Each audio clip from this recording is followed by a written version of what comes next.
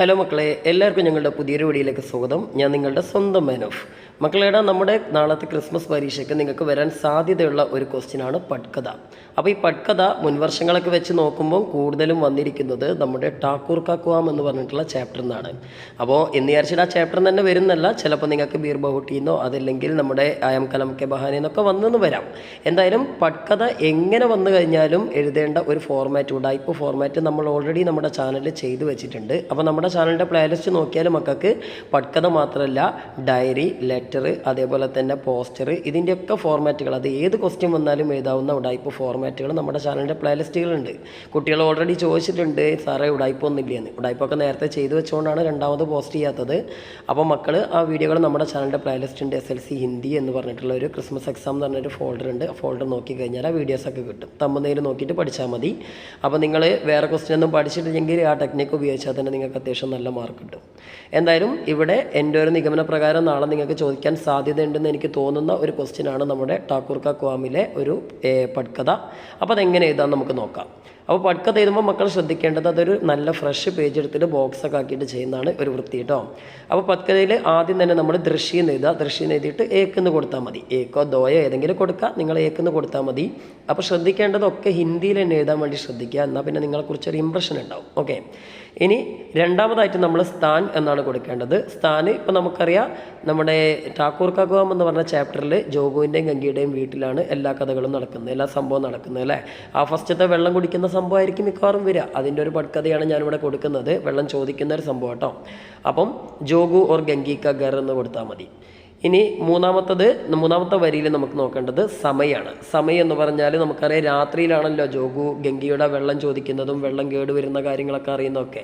അപ്പോൾ നമുക്ക് രാത്രിക്ക് 8 ബജേ എന്ന് പറയാം. രാത്രി ഒരു 8 മണി എന്ന് കൊടുക്കാം. കാരണം 9 മണിക്കാണ് ഗംഗി വെള്ളം എടുക്കാൻ പോകുന്നത്. അപ്പോൾ ഒരു 8 മണിക്കായിരിക്കും അവർ തമ്മിൽ ആ സംഭാഷണങ്ങളൊക്കെ നടക്കുന്നത്. ഇനി കഥാപാത്രങ്ങളാണ് അടുത്തായിട്ട് കൊടുക്കേണ്ടത്. അപ്പോൾ പാത്രം എഴുതിയിട്ട് നിങ്ങൾ ലെഫ്റ്റ് സൈഡിലേക്ക് നമ്മൾ കോൺവെർസേഷനൊക്കെ എഴുതുന്ന പോലെ എഴുതിയാൽ മതി. ഇതിലിപ്പോൾ ഞാനിപ്പോൾ ഇങ്ങനെ വന്ന നമ്മളെ ഇതിൻ്റെ എഡിറ്റിങ്ങിൻ്റെ ഒരു ചെറിയ പ്രശ്നമാണ്. എന്തായാലും നിങ്ങൾ പാത്രം എഴുതിയിട്ട് ഇതിൽ ജോഗു ഗംഗി 2 കഥാപാത്രങ്ങളാണ് ഇവിടെ ഉള്ളത്. അപ്പോൾ ജോഗു എഴുതിയിട്ട് ഒന്നുകിൽ ബ്രാക്കറ്റിൽ അല്ലെങ്കിൽ ഒരു കോമട്ട് എഴുതിയാൽ മതി. പ്രായം ആദ്യം എഴുതുക. ലഗ്ബഗ് എന്ന് പറഞ്ഞാൽ ഏകദേശം എന്നാണ് അർത്ഥം. ലഗ്ബഗ് 40 സാൽ കാ ഏക് ആദ്മി. എന്നിട്ട് അയാളുടെ ഡ്രസ്സാണ് അടുത്തിടേണ്ടത്. ഉസ്നെ സിർഫ് ഏക് ധോത്തി പഹ്നാ ഹുവാ ഹെ. ഒന്നുകിൽ പഹ്നാ ഹുവാ ഹെ എന്നൊക്കെ, അല്ലെങ്കിൽ പഹ്നാ ഹെ അത്ര വെച്ചാലും മതി. ഓക്കെ, പെണ്ണാണെങ്കിൽ പഹിനി എന്ന് വെച്ചാൽ മതി കേട്ടോ. ഇനി നേരെ അടിയിൽ എഴുതിയാൽ മതി ഗംഗി എന്ന് എഴുതുക. ഇവിടെ രണ്ടും ജോഗു നയിപ്പോയിക്കണേ, പ്രിൻറ്റിംഗ് മിസ്റ്റേക്കാണ്. രണ്ടാമത്തെ ഗംഗി എന്ന് എഴുതുക. എന്നിട്ട് ലഗ്ബഗ് 35 എഴുതിയിട്ടുള്ള 35 വയസ്സെന്നുള്ള എഴുതുക. എന്നിട്ട് സാൽക്കി ഏക്ക് ഔരത്ത് എന്ന് കൊടുക്കുക. അപ്പോൾ ജോഗു ആണായതുകൊണ്ട് ആത്മി എന്ന് കൊടുത്തു, ഗംഗി പെണ്ണായതുകൊണ്ട് ഔരത്ത് എന്ന് കൊടുത്തു.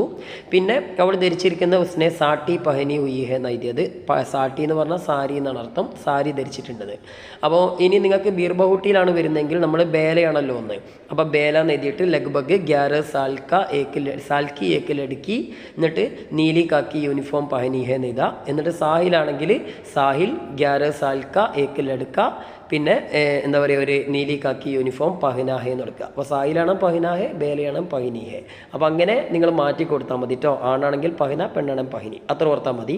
ഇനി അടുത്ത് നമുക്ക് വെക്കേണ്ടത് ദൃശ്യിക വിവരണമാണ്. ദൃശ്യിക വിവരണം ഇതേമാതിരി എഴുതിയിട്ട് ഫുള്ള് റൈറ്റ് സൈഡിലേക്ക് അലൈൻ ചെയ്താൽ അത്രയും നല്ലതാണ്. അപ്പോൾ ഇവിടെ നമുക്കറിയാം ജോഗു വെള്ളം ചോദിക്കുന്ന രംഗാണല്ലോ. അപ്പം ജോഗു ഏക്ക് പലങ്ക് പർ ലേട്ട് ജാത്ത ഹെ. ലേട്ട് ജാത്ത എന്ന് പറഞ്ഞാൽ ഉറങ്ങുകയാണ്, കിടക്കുക എന്നാണ് അർത്ഥം. അപ്പോൾ ഒരു ചെറിയ കടക്കയിൽ, ഒരു വെള്ളിക്കടക്കയിൽ ആര് കിടക്കുന്നുണ്ട്? നമ്മുടെ ജോഗു കിടക്കുന്നുണ്ട്. ഗംഗി ഉസ്കെ പാസ് ഗഡി ഹെ. ഗംഗി ആണെങ്കിൽ അയാളുടെ അടുത്ത് നിൽക്കുന്നുണ്ട്. ഉസ്കെ ഹാത്തുമേ മേക്ക് ലോട്ട പാനി ഹെ. അയാളുടെ കയ്യിൽ ഒരു ലോട്ട, ഒരു ചെറിയ കിണ്ണത്തിൽ വെള്ളമുണ്ട്. ജോഗു പാനി പീനേക്ക് കോശിഷ് കർത്ത ഹെ. ജോഗു ആ വെള്ളം കുടിക്കാൻ വേണ്ടി ശ്രമിച്ചുകൊണ്ടിരിക്കുകയാണ്. അപ്പോൾ ഇതാണ് നമ്മുടെ ദൃശ്യത്തിൻ്റെ വിവരണം. മക്കൾക്ക് ഇനി ദൃശ്യത്തിൻ്റെ വിവരണം കറക്റ്റായിട്ട് അറിയില്ലെങ്കിൽ ആ ക്വസ്റ്റ്യൻ പേപ്പറിലുള്ള 1-2 സെൻറ്റൻസുകൾ എഴുതിയിട്ടാൽ മതി. ക്വസ്റ്റ്യൻ പേപ്പറിൽ മേലെ നിങ്ങൾക്ക് ഒരു ക്വസ്റ്റ്യൻ തരുമല്ലോ, അതിൽ 1-2 സെൻറ്റൻസ് എഴുതിയിട്ടാൽ മതി, അതൊന്നും വിഷയമല്ല. ഇനി അടുത്തായിട്ട് എഴുതേണ്ടത് സംവാദമാണ്. അപ്പോൾ സംവാദം എഴുതുമ്പോൾ നിങ്ങൾ ശ്രദ്ധിക്കേണ്ടത് ജോഗു ഗംഗി 2 കഥാപാത്രങ്ങളല്ലോ. അപ്പോൾ 2 കഥാപാത്രങ്ങൾ തമ്മിലുള്ള കോൺവെർസേഷനാണ് ഉദ്ദേശിച്ചത് കേട്ടോ.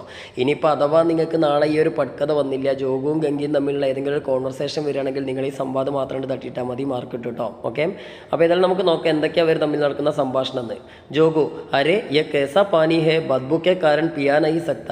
ഇത് എന്തൊരു വെള്ളമാണോ, ദുർഗന്ധം കാരണം കുടിക്കാനേ പറ്റുന്നില്ല. ബദ്ബു എന്ന് പറഞ്ഞാൽ ദുർഗന്ധം കേട്ടോ. അപ്പോൾ ഗംഗി പറയാണ് ബദ്ബു ദുർഗന്ധമോ പർ കൈസി, പക്ഷെ എങ്ങനെ, യ പാനി മുജെ ആജ് കുവാംസെ ലായി ഹേ, ഈ വെള്ളം ഞാൻ ഇന്ന് കിണർന്ന് കൊണ്ടുവന്നിട്ടല്ലേ ഉള്ളൂ. അപ്പം ജോഗു പറയാണ് ഗല സൂക്ക ജാരായ ഹേ, തൊണ്ട വരണ്ടുകൊണ്ടിരിക്കുകയാണ്. പർ തൂ മുജെ ബദ്ബു പാനി പിലായി ദേത്തി ഹേ, പക്ഷെ നീ എനിക്ക് ദുർഗന്ധമുള്ള വെള്ളമാണോ കുടിക്കാൻ തരുന്നത്. അപ്പോൾ ഗംഗി പറയാണ് ജറൂർ കോയി ജാൻവർ കോയമേ ഗിർക്കർ മർഗയാ ഹോഗ, തീർച്ചയായിട്ടും കിണറിൽ ഏതെങ്കിലും ഒരു ജീവി ചത്തിട്ട് മരിച്ചു പോയിട്ടുണ്ട്, അല്ല വീണിട്ട് മരിച്ചു പോയിട്ടുണ്ടാവും. മേ ജൽദി സെ ദൂസറ പാനി ലാവുക, ഞാൻ എന്തായാലും പുതിയ വെള്ളം കൊണ്ടുവരാമെന്ന് പറയാണ്. അപ്പോൾ ജോഗു ദൂസറ പാനി കാസലാകി, പുതിയ വെള്ളം നീ എവിടുന്ന് കൊണ്ടുവരും. അപ്പോൾ ഗംഗി പറയാണ് യഹാൻ ടാക്കൂർ ഓർ സാവുക്കെ ദോ കുവാമേ, ഇവിടെ ടാക്കൂറിൻ്റെ സാവുവിൻ്റെ 2 കിണറുണ്ടല്ലോ. ക്യാ വേ ഏക്ക് ലോട്ടാ പാനീന പറഞ്ഞതേക, അവരെന്താ ഒരു ചെറിയൊരു ലോട്ടയിൽ വെള്ളം തരില്ലേ. അപ്പോൾ ജോഗു പറയാണ് വേ തേരെ ഹാത്ത് പാവ് തൊടേകെ, അവർ നിൻ്റെ കയ്യും കാലും ഒടിക്കും. ബൈറ്റ് ചുക്കേസ്, ഇവിടെ മിണ്ടാണ്ടിരുന്നോ. മേ പാനി നാക്ക് ബന്ധക്കാർക്ക് പീലു, ഞാൻ വെള്ളം എന്ത് ചെയ്തോളാം, ഒരു മൂക്ക് പൊത്തി പിടിച്ച് കുടിച്ചോളാം എന്ന് പറയാണ്. ഇനി വേണമെങ്കിൽ നിങ്ങൾക്ക് ഇതിൽ ഗംഗിയുടെ അടുത്ത ഡയലോഗായിട്ട് വേണമെങ്കിൽ ഇങ്ങനെ കൊടുക്കുക, എന്താണ് ഗരാബ് പാനി പീനേസെ ഗരാബി, എന്താണ് ബിമാരി ബടി ചായകി എന്നൊക്കെ പറയാം. ചീത്ത വെള്ളം കുടിച്ചു കഴിഞ്ഞാൽ അസുഖം കൂടും, അതുകൊണ്ട് എന്താണ് ഞാനത് തരില്ല എന്ന് പറയാം അല്ലേ. എന്താണ് ഈ പീനേക്കോ നദി അല്ലേ, തരില്ല എന്നൊക്കെ വേണമെങ്കിൽ നമുക്ക് എന്ത് ചെയ്യാം, പറയാം. ഓക്കെ, അതൊക്കെ നമ്മുടെ ടെക്സ്റ്റിലുള്ള സെൻറ്റൻസുകളാണ്, അതൊക്കെ വേണമെങ്കിൽ ഇതിലേക്ക് ചേർത്ത് കൊടുക്കാം. ഓക്കെ, ഇല്ലെങ്കിലും കുഴപ്പമൊന്നുമില്ല. അപ്പോൾ എന്തായാലും മക്കൾ ഇതൊന്ന് പഠിച്ചു വെച്ചോ, മിക്കവാറും വരാൻ സാധ്യതയുണ്ട്. ഓക്കെ, അപ്പോൾ എല്ലാവർക്കും ഓൾ ദി ബെസ്റ്റ്.